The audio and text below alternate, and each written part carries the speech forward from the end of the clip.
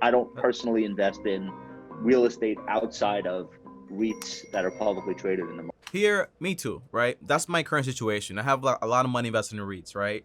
I have like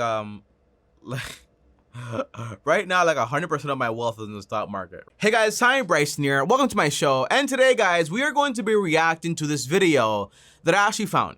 And it's all about real estate. And it's mostly about why you shouldn't go ahead and invest into real estate right now.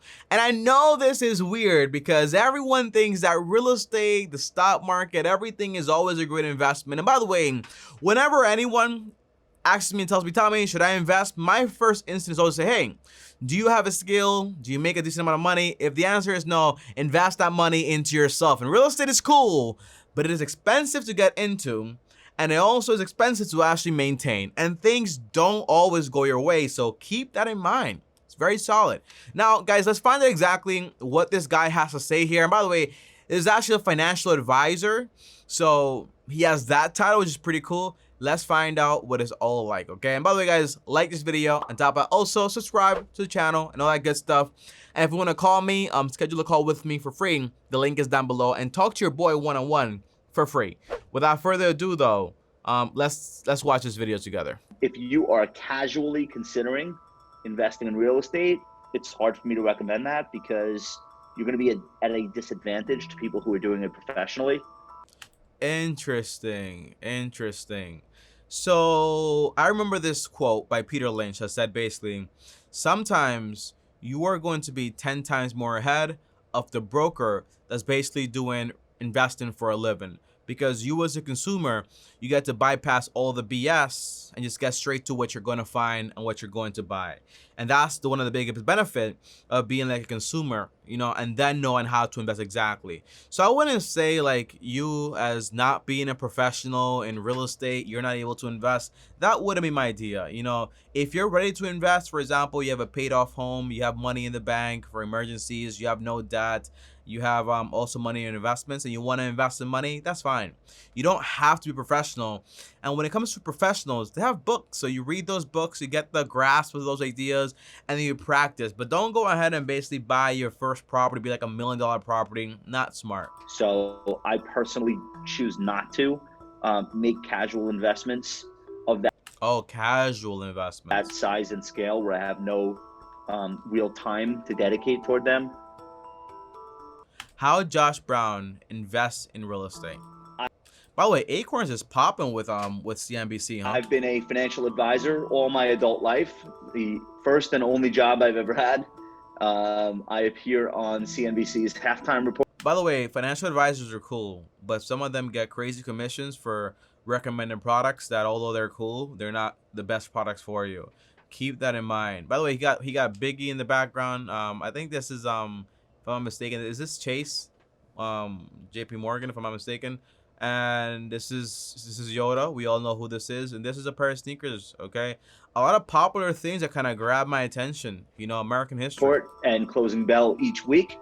And I run an investment advisory firm in Manhattan with 33 employees and about 1,200 households that we're responsible to. Nice, 1,200. That's a lot of money, by the way, right? And if they charge, for example, just like a 1-2% fee, it's a lot of money also. Warren Buffett usually says you don't really want to invest into mutual funds or hedge funds because those people usually are trying to beat the market, but in reality, they don't. More than average, they just don't. So what I'm saying is, guys, don't just hear fancy names like, oh, I'm a financial advisor, I have this company, I have this. It doesn't mean anything. You have to look into the facts and really dig into what's actually going on. Don't be, you know, all this notoriety stuff is cool, but it's not like saying like, oh, this is a fact. It isn't. Look, I think real estate is one of the primary ways in which Americans have built up wealth. It's a phenomenal investment, but it's a good investment. You should not look at your home, your primary residence, as an investment. That's interesting, and it kind of makes sense because in reality there are a lot of phantom costs associated with a home, and because you're there, it doesn't really, you know, do anything for you aside from the appreciation. But the investment you're making is the investment that 10-20 years from now you won't have to worry about a mortgage anymore. so it'll give you a lot more stability. One thing I learned from Tim Ferriss, which is strange, is that you might lose money one way, but it doesn't mean you have to make that money back the same way. You can make it somewhere else. So although, for example, real estate might not give me, like my personal real estate might not give me, for example, a return on my money, it gives me security. It gives me confidence in myself. So in reality, and I don't mean, for example, fake confidence, fake security. I mean, once this home is paid off, which my plan says in 8 to 10 years, that means I have no mortgage, no risk of default, right? And it also means my expenses are a lot lower. So although I don't get a return from that, I get a return in my personal finance. And that to me is awesome. And that to me, I consider, for example, an investment. This whole like Robert Kiyosaki thing where everything has to pay you money to be an investment is very unrealistic. It's really a form of consumption. It's kind of like your wife and you, right? You might make an investment in her. Do you get something back the same night? No. But further in a relationship, obviously, it does make a big difference. You know, not all investments are going to show the fruits of that labor ASAP. So erase that thought. You own the home as opposed to paying rent for a home that you don't own, but you have to live somewhere. So everyone has to live somewhere. I think when you look at the inflation adjusted history of the United States, we're like housing, you're really talking about like 1% a year in return. So it's not a great. I don't think that's that accurate. I wouldn't say like it's like 1% a year as far as like appreciation in real estate. You could say maybe 1 to 3% if you adjust not just for inflation, but also for all the phantom costs across. For example, when it comes to real estate, like, oh, you have maintenance here, you have the taxes you're paying, the insurance, my roof broke down, and all this other stuff, right? Which is fair. It's fair to say, but again, not all investments are just like plainly showing like a return. The return is hearing about somebody that's in their 20s or 30s that has a paid off home and no longer has to worry about this stuff. That's the return right there. Great investment. Look at the data. Now, you'll find people that happen to have bought a house on waterfront property in the 1970s, and that is, of course, appreciated far faster than. Yeah, it's kind of crazy. By the way, these waterfront properties are cool. But if you notice, these properties are never usually a good idea. You want to know why? Because look at, for example, how the beach is just getting closer and closer to the home. You see these like brown spots? It's kind of showing you at what point does the tide actually reach. And, you know, if the water keeps like rising and stuff like that, eventually all these homes are going to be trash, you know? So that happened in Puerto Rico too. You want to be very careful. If I ever buy like a property like this, I'd rather live, for example, maybe back here rather than live, for example, here or here. I'd rather live like back here on this little piece of island right here. You know what I'm saying? Like up here on this little hill. Because I know like, hey, this water isn't just going to magically appear here like 10 years from now. You know what I mean? The average house all over the country. So they will look at their own personal experience or the personal experience of their father or grandfather, and they will say, real estate's the best investment ever. So I think I think he's right about that. He's making, for example, an educated assumption, saying like the average person looks at real estate, sees what it does for somebody else, and then says that's going to be a good investment for myself, right? My grandpa bought this property for $20,000 when he was making $1,000 a year, so now it's worth $100,000. So basically, it's a good investment. The answer is you have to understand, right? Prices of things are adjusted basically based on the time. So yes, today the average home price is around like $200,000, something crazy like that, right? But that's because the average person makes around like $40,000 a year. So, or like $35,000 a year. So obviously salaries have improved, but have they really? Because you also have all the adjusted for inflation thing that actually happened. So it's kind of like things kind of like stay the same in reality.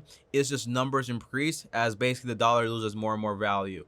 But it's not just a plain vanilla thing of saying like, hey, investment. You want to take care of your primary property first and then use, for example, me personally, I use index funds as far as, for example, making investments in the future. But once I'm done with my personal property and it's paid off and I have enough money, for example, in my index fund portfolio, I don't mind buying maybe 1, 2, 3, 4, 5, 10, 20 properties, one by one, step by step, pay them all off at, you know, like one first paid off, second first paid off. I don't mind investing in the basis. Hey, I'm making 8% on my money by doing this per year, like the cap rate. You know, I don't really do like the whole cash and cash return where you say like, hey, I'm going to put down 10% and I'm just going to leave this money there and then pay it off in 30 years. That's not my goal as far as those investments. But yeah, you have 10 properties. They're all fully paid off. Let's say they're all $100,000. That's $1 million, right? And if you get paid 8% on that, that's $80,000 a year. Not bad, right? Not bad at all. So it's all about how you want to do it, but it takes time. Real estate is one of those things that take time. And for people that try to do it like all of a sudden, all at once, all this stuff, usually what happens is, guess what happens is, they have unexpected costs and all of a sudden they're going bankrupt because they can't really afford it. Real estate is not a perfect science. You have a lot of vacancies, you have things that can go wrong, and then people don't really like to think about those things, but it can happen. Sorry for talking way too long, but I had to say that. Opinions about whether or not to invest in real estate come from anecdotes and not data. When you look at the data, not only is the average annual growth of the price of a home nothing to write home about, especially compared to the stock market, it's got all these other costs involved. The thing is that the market has cycles, right? So the stock market might be great right now, but the good thing is that real estate and the stock market kind of don't relate that much. So when you have, for example, market crashes, it won't really affect your real estate that much, right? That's the cool thing. You know, the market is great. I'm a big believer in it. But 1925, right? We had like a whole crash that lasted 25 years. That's also a possibility. So you have people hedging all their bets against the market, right? Or with the market. And then you have people basically having to wait for a 25-year recovery to get to the same level as which they were before. That's something to also think about. That's why you don't want to lay all your eggs in the same basket. Not smart. Taxes that you pay, maintenance that you're forced to do, phantom costs, as I said before, renovations that you'll do over time. And by the way, roofs, there's like a scary thing, but they last like 10, 20 years. You know what I'm saying? 10, 20 years, 30 years, depending on the roof you actually got. You have to think long term, okay? Think long term. And most people, when they quote how much money they made on their house, they'll forget about all that stuff. Yeah, it's like saying like, oh, I bought my home for $100,000. I sold it for $200,000 over the past 10 years, but they don't tell you how much money they spent on in interest, in maintenance, in repairs, remodeling everything. They don't tell you that part, right? So that makes a lot of sense. They call this phantom costs. That terminology, I first heard about it from Ramit Sethi. And they'll say, we bought the house for $50,000, sold it for $250,000. It's the best investment ever. And then you almost feel bad. You don't want to go back in time with them and point out all the other stuff they're not accounting for, and then adjust that for inflation, and then average that out over decades. And then they say, maybe it wasn't so great, but you don't want to do that. Use the market to invest. I don't personally invest in real estate outside of REITs that are publicly traded in the market. Here, me too, right? That's my current situation. I have a lot of money invested in REITs, right? I have like right now, like 100% of my wealth is in the stock market, right? Like honestly, like 100% of my wealth is basically in the stock market. I have money in cash, obviously, like a lot of it too, but like my investments, as far as that, is like in the stock market. Now, one thing that I know is that when you look at an investment and you say like, is this possible? Is this a good investment? The answer is look at other people, right? You have a lot of people that have made millions through real estate. So I say yes. So one thing is that you want to be diversified.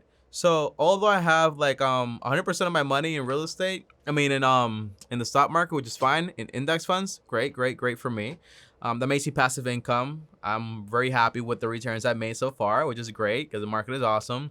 But I also understand that once I paid off my personal home and it's fully paid off probably by next year, then if I want to buy 1 property, 2 properties, 5 properties, that's just extra cash flow, you know. But it's like when you take on all this unnecessary risk, the thing is, you gotta be careful with the market too, you know, because if you're depending on how much money you have in there, if you have like to the exact dollar amount that you actually need and the market crashes by 20-30%, you could be back at work if you can't retire with that money, you know. So you got to be careful about this stuff. But I do use the 4% rule with an extra margin of safety of 20%, which helps me out a lot. But not everyone is fortunate enough to have that much money invested. Market. Anyone can buy a REIT. They trade on the market like common stock. REITs are real estate investment trusts. So similar to publicly traded corporations, one of the major differences is they don't retain earnings. They have to pay out almost all of the profits that they make, which is cool, and that, but they're not really that tax friendly. Payout is called a distribution. It looks just like a stock dividend. It's paid out on a quarterly or a semi-annual basis, and that's one of the primary features that people buying REITs are looking for, that current income. But remember though, right, you do get income, but remember, right, it also fluctuates according to market demand. That's also something to think about. And on top of that, not just that, but it's not really that tax friendly because they're basically paying out and paying out all the profits and not retaining anything. You have you get taxed every time you take that money. You know what I mean? So that's also something to think about. It's not all just like a clear base science. You know, one thing I never want to become is this bias. No offense to this guy, but you know, the stock market is so great, so great. I love the stock market. All right. But I also understand that there are other investments out there that I could possibly make. Usually rents being passed through, but there are many types of REITs that are not just real estate that you can live or work in. There are hospital REITs. There are commercial buildings, malls, large complexes. It's awesome. Cloud computing REITs, where it's basically a server farm paying out income. There are cellular phone towers that are being There's so much paid rent by the mobile phone carrier. What I would do is not target one. I would just basically invest into the index of REITs. And then that way you just invest into all these different things. You know what I mean? So people use REITs to supplement their current income.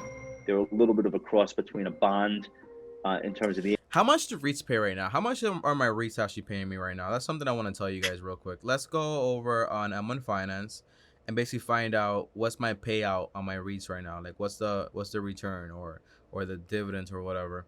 Let's go ahead. The REITs I invest into is called VNQ. It's by Vanguard. It's called Vanguard Real Estate ETF. And right now I have 194 shares, which is equal to around $20,000 inside of this whole thing.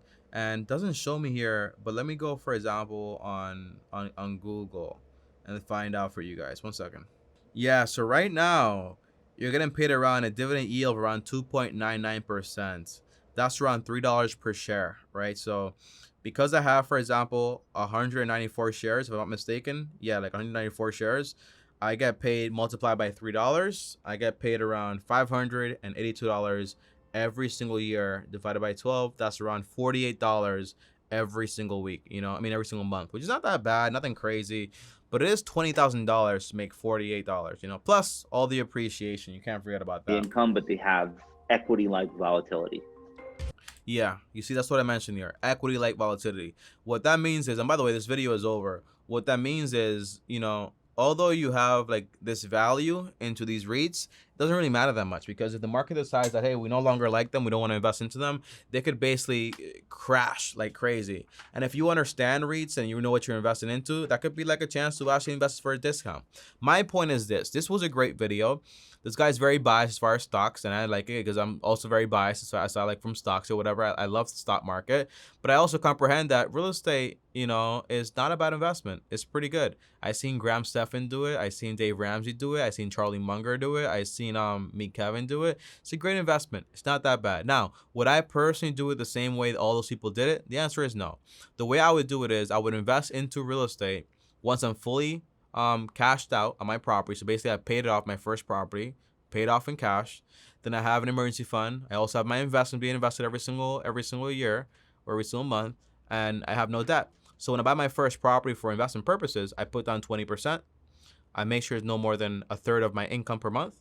And I basically use the tenant's money and my money to pay it off as fast as possible. Now, thankfully here in Puerto Rico, that might be like $150,000 for a property, plus the rents might be like around, let's just say, $2,000 per month, plus my money. I can pay that off, for example, 2-3 years, buy another one, then another one, then another one, then another one, and potentially just buy in Florida or buy in other places. I'm not really afraid of those things. Just hire, for example, a management company, and that's just extra income to basically just diversify.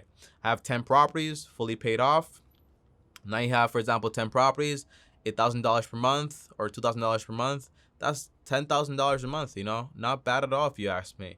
But it does require a lot of money, requires a lot of patience, and it's not something I'm expected to have, for example, by age 30. It's going to take a while, you know. But guys, that is it for this video. Comment down below. Did you like it? Did you not like it? I loved it. I liked this video a lot. Comment down below. Let me know. As always, like, subscribe, hit the bell to get notified. On top of that, also,